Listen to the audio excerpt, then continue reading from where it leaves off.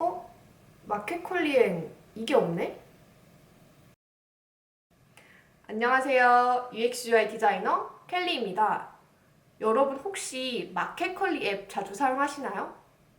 저는 요 근래에 코로나19 때문에 집에 있을 일이 많다 보니까 음식 식자재나 혹은 간편식 주문할 때 마켓컬리를 많이 이용하게 되더라고요.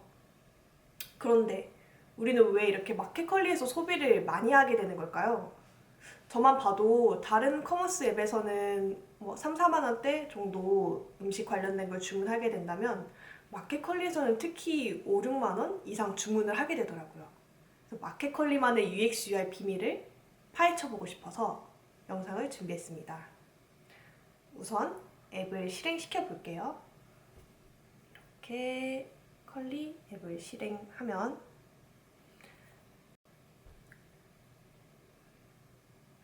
그래서 홈탭을 열어보면 컬리의 첫인상은 와, 여기 되게 깔끔하고 정돈되어 있다.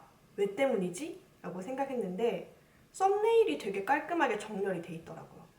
다른 쇼핑 앱들과 비교를 해보면 다른 커머스는 좀 오픈마켓 형태를 취하고 있는 데들은 특히 썸네일이 좀 어지러워요. 다들 각자의 회사마다 다른 형태를 가지고 있어서 좀 눈이 아프고 뭔가 더 둘러보고 싶다라는 느낌보다는 빨리 물건 사서 그냥 구매하고 끝내야지라는 생각이 드는데 컬리는 이 회사에서 직접 촬영을 하는지 물건에만 집중을 하고 되게 깔끔하고 배경들도 톤이 베이지, 흰색, 회색 이렇게 정돈이 되어 있더라고요.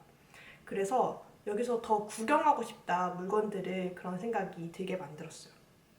그래서 이런 썸네일부터 신경을 썼는데 뉴스를 읽어보니까 마켓컬리 회사 컬리 대표님께서 직접 음식도 이제 먹어보고 셀렉하고 MD 직원분들과 함께 좀 엄선된 상품들을 고르는 과정을 거친다고 하더라고요. 그래서 그런 점이 이 썸네일 디자인에도 잘 드러난다라는 거를 느낄 수 있었어요.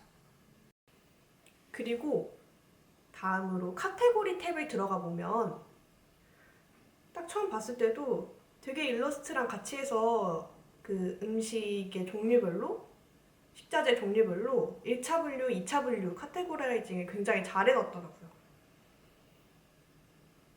그리고 하단에는 컬리의 추천이라고 해서 컬리만이 또 따로 이 상품들을 카테고라이징 한 걸 볼 수 있어요. 근데 저는 특히 컬리가 상품 소싱을 굉장히 잘한다고 느꼈던 부분이 신선식품 쪽하고 베이커리류가 굉장히 잘 되어 있는 거예요.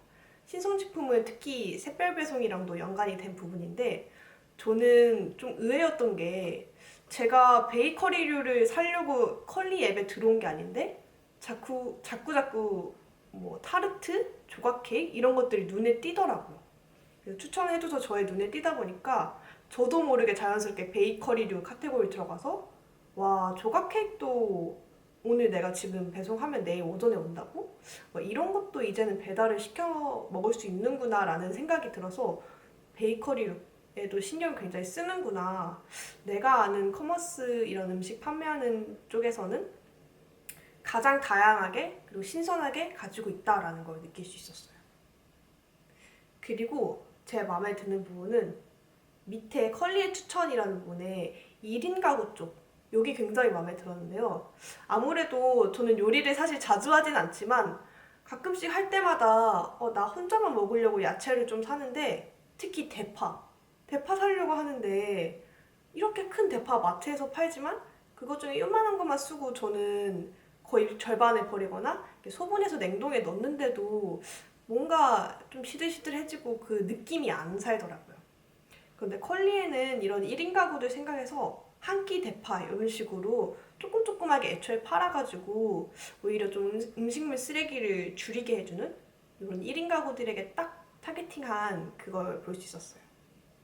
그래서 이 점이 저는 이 컬리의 카테고라이징 부분 중에 제일 마음에 들었었고, 그리고 컬리에서 사실 핵심은 샛별 배송이죠.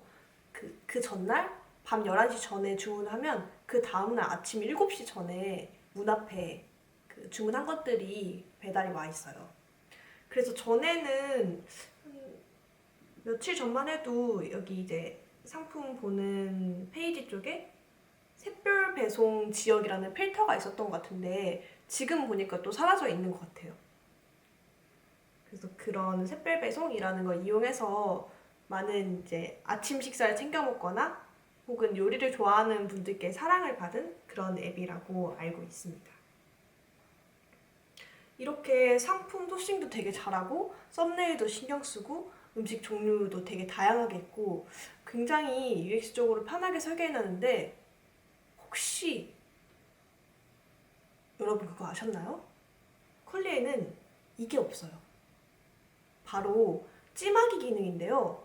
저는 사실 보통 커머스에서 쇼핑을 할 때 50개 정도 찜하기에 담아두고 그 중에 결제하기 직전에 딱 5개만 장바구니로 옮겨서 결제를 하는 스타일이에요.